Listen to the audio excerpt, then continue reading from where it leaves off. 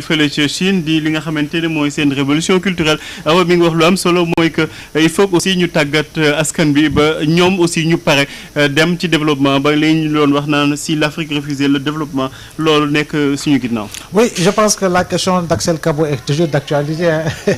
te bi mu koy posé c'était dans les années 80 au début des années 90 et si l'Afrique refusait le développement tey jii war nañu mën a continuer de poser question bi par rapport ak lu ñuy gis lu bari luy xew ci continent bi. Et je pense que dans les mêmes années, j'avais lu un ouvrage où l'auteur se posait la question de savoir peut-on nous développer à l'instar du Japon sans perdre notre identité. Xëy na bu ko yóbboon ci Chine ce serait la même chose parce que ce sont des pays qui ont gardé leur culture d'abord. Mao dafa impulser li nga xam mooy la révolution culturelle chinoise. Si révolution culturelle chinoise boobu si lay wax pour que sans fleurs éclore et sans école rivalise. Si révolution culturelle boobu si la impulser le culte du travail justement aux Chinois li nga xam ni mooy l'engagement patriotique pour mën a jëm si li nga xam mooy tabax seen dëkk def ay réformes agraires profondes et par rapport à une distribution des terres ak li nga xam ni mooy l'objectif d'autosuffisance alimentaire moo tax Mao si conclusion am si révolution culturelle boobu dafa ne woon 100 ans de travail pour 1000 années de bonheur. Donc je pense que Chine tey jii mi ngi si yoon woowu refermer wu sur soi-même justement avant de s'ouvrir si lu Senghor waxee woon sur le plan culturel enracinement puis ouverture donc je pense que tey modèle boobu nag la ñu war a mën a jël bien vrai que ñun dañoo dund colonisation boo xam ne en réalité lu mu andi comme acculturation dafa bari. Et plus encore ñuy dem il y a cette influence justement occidentalisée boo xam ne dafa continuer di dal suñu kaw ba nga xam ne toujours influence boobu dafay créer les conditions d'une approche négative par rapport ak ñun lu ñu war a mën a am sukkandikoo si suñu taarix sukkandikoo suñu aada ak cosaan pour am ngëm-ngëm gu fort si suñu dëkk pour àndandoo pour mën koo liggéey je pense que nag aujourd'hui suñu amee dirigeants yoo xam ne mën nañu impulser le patriotisme l'engagement de soi pour sa patrie gëm naa ni war nañoo mën a dem parce que ce que nous avons comme bras économique l'Europe amu ko et ce que j'appelle bras économique c'est la masse la plus importante de la population et cette masse représente 70% ce sont les jeunes donc jeunes yooyu bu ñu sukkandikoo si ñoom jàpp naa ni kuy gis jeune Sénégal pamatar cak-cak ñi nga ca jaay sump ña nga ca jaay socc ña nga ca jaay ni ñu koy waxatee batterie écouteur ña nga ca jaay mbaxane kon kooku awa nekk ci marché ak tàngaay ba kooku am na foo koy yóbbu ci yeneen conditions de travail il va s'engager pleinement donc je crois bien que foofu la ñu war a mën a miser ba pare man j'aime bien le citer parce que bon il a toujours été pendant des années un modèle un professeur mooy Pape Sané xam na ko bu baax mooy feu le professeur Samir Amin da ko doon wax chaque fois bu ñu toogaat nii di échanger da doon wax préférons la Chine mais pour moult raisons te raisons yooyu ma évoqué ce n'est pas cette approche communiste parce que on aura dit que non Pape Sané et Mbow ils ont été maoïstes ou ils ont été ceci ou cela non du tout mooy l'approche bi nga xam ne mooy la locomotive qui va tirer les wagons pour arriver à la gare justement du développement Chine fa la toll na foofu dans les années 70 jàpp naa ni Chine jusqu'à la mort de Mao en 76 am na fi mu toll woon comparativement au Sénégal tey boo doon comparer PIB yi lu ñu doon rawante bariwul mais Mao lu mu impulsé Deng Xiaoping dafa ñëw yokk si loo xam ne yokk gu am solo la donc ñun foofu la ñu war a mën a toll mais ñun malheureusement Pamatar tey xoolal ñun suñuy waxtaan suñuy weerante ay xool ko Pape Sané chemise ba chemise ba xaw ma mooy kii ni ñu koy waxetee marque bi mooy cuppicu yaa ngi dégg ñu naan la ay 3 pièces naan la montre Ayoba ba et cetera alors que tey ji war nañu mën a yegg si beneen niveau yoo xam ne effectivement au-delà des bisbis politiques au-delà des querelles politiques am na loo xam ne c'est le sens et le culte du travail boo xam ne dañu koy inculquer politique bi nag ñun fii dafa yàq lu bari Pape Sané parce que ñun jàpp nañu kuy def politique moyen d'ascension sociale la moo tax gis nga y a un comportement bu ngay gis ñenn ñi buñ la xasee ba tabb Awa Diop Ndiaye est nommé fay na portable change numéro injoignable comp loolu c'est une approche d'une mentalité sous-développée c'est les termes qu'on utilise rek ay mentalité de sous-développé voilà tu as tout à fait raison voilà oui. C'est une approche de mentalité sous-développée. D'accord. Comment changer cette mentalité Awa Diop Pape Sané ak Ayoba ñu tëj tout simplement Pape li may doon waxtaan gis nga am na fenn foo xamante ne war nga fa masla mais am na fenn foo xamante ne on ne doit pas jouer moom moo di ne faire boo munti toog Pape il faut imposer le rigueur li nga xamante ne moom moo di nu mu tuddati du rigueur sax rigueur la. déedéet am na beneen terme bu ma bëggoon utiliser du rigueur l'engagement. xam nga am na sens patriotique mais par exemple tey bërëbu liggéeyukaay soo bëggee mu dox doo fa nekk di maslaxa da ngay teg ay normes waaw voilà da ngay teg li nga xamante ne moom moo di ay normes yooyu Pape soo ko tegee ku ko wàcc Pape il faut sanctionner parce que dañu toll jamono joo xamante ne Sénégal waratuñu nekk di maslaxa ci yenn yu ci bëri xam nga fii chaque jour je le répète et je le répéterai encore une fois Pape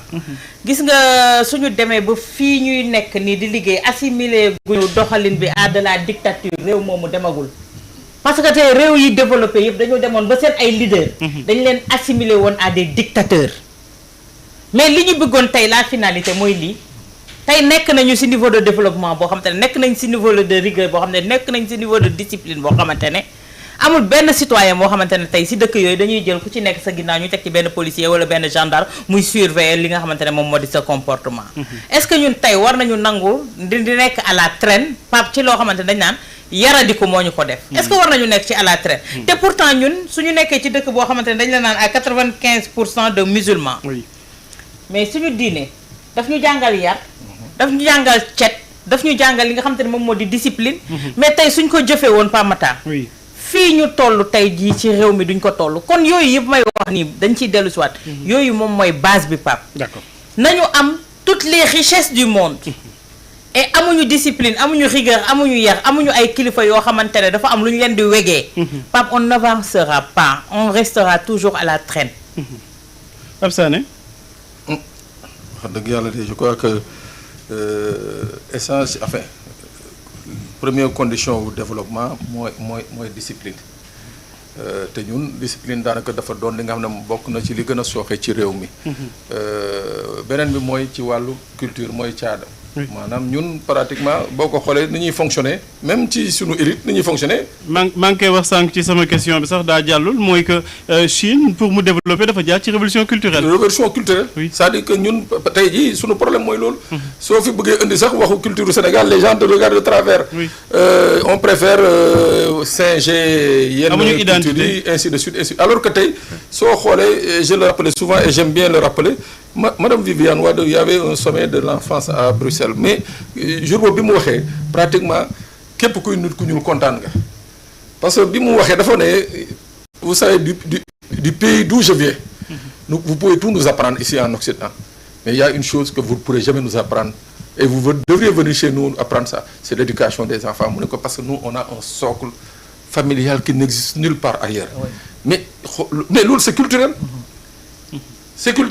mais on préfère voilà tey jii keroog may wax ak suma benn xarit mooy bi ñu daje ci feu bi kii c'est l'ambassadeur d'un pays ñuy waxtaan mu ne ma mais je suis sidéré ñun erreur yi ñuy def Europe ba nërmeelu c'est ce que vous faites parce que mu ne ma man au début bi may gën a nekk xale nekk doomu diplomate ñëw fii Sénégal ma dama doon gis école dañu doon dóor xale yi et tout mu ne ma mais vous avez repris les mêmes choses maanaam fii ñemetoo laal xale donc y a plus cette cellule y a plus cette culture mu ne ma te loolu ñun moo ñu nërmeel Europe te yéen moo leen nar a nërmeel il faut que la cellule bi nga xam ne moo nekkoon la cellule d'antan mën a di toppatoo xale yi donc loolu mooy suñu problème Pape il faut que culturellement que nous revenions aux fondamentaux ba pare beneen bi nga xam ne Awa Diop wax na ko sànq dafa am solo gis nga bu ñu lay nommer avec ce qu'on appelle une gestion axée sur les résultats wax fa dëgg yàlla dañu war a di nu ñu lay nommer lañ la sant boo ko mënul ñu wàccee la parce que tamit nekk fii naan Umar li ma ko sant nekkul di ko def Umar di jàng ba far la mu doon jàng daal di damm lépp finalement je crois que il faut vraiment tamit côté boobu ñu d'accord ñu terminer ak Ayoba ci quelques secondes pour li ñu tënk ñoom seen biir wax lépp mooy li koy def mooy un état fort vraiment boo xamante ni tey jii xam na aspiration population am xam na fan lañ bëgg a dem ci développement te mu jël le bâton quand il le faut jël la carotte quand il le faut. te état kenn mënu ko doxal comme li Awa Diop Ndiaye di wax ci ay maslaha parce que boo yoree ay population yoo xamante ni ku nekk da ngay yeewu ak sa jikko di dem faw nga teg ay normes yoo xamante ni ñëpp dañ ciy war a tënku que ni direction bi fii la 2050 fii la Sénégal jëm ñëpp ci la ñu war a tënku ñëpp ànd ci tënku ku ci tënkuwul. nga teg ay sanctions yoo xamante ni tey jii mooy tegu sa kaw. boobaa ñëpp dinañ tënku am discipline générale boo xamante ne tey jii moo ñuy mëne ci développement boobu nga xamante ni moom la ñu am. di ko jaajëfal avant ñuy daaneel rek mooy li Pape wax. oui xam nga premier ministre dafa génn dénoncer manquement yi nga xamante ne am na. bu ñu yem ci dénonciation. parce que à l'heure de rendre compte du ñu laaj kenn compte moom lañ koy laaj. bu ñu yem ci dénonciation ça ne marche pas, tu dégommes et tu mets un autre. Équipe de football ki nekk ci terrain bi su doxalul da nga koy génnee bu ragal ku la critiquer bu ragal ku la ne nii wala naa. on a un pays à développer amuñu temps pour jàngal ay nit comment gérer. ku mënul tu dégages keneen ñëw. loolu la Ablaye Wade waxoon de. dinaa changer di changer parce que maay entraîneur bi ku mënul rek ma changer. effectivement di ko jaajëfal bu baax a baax moom.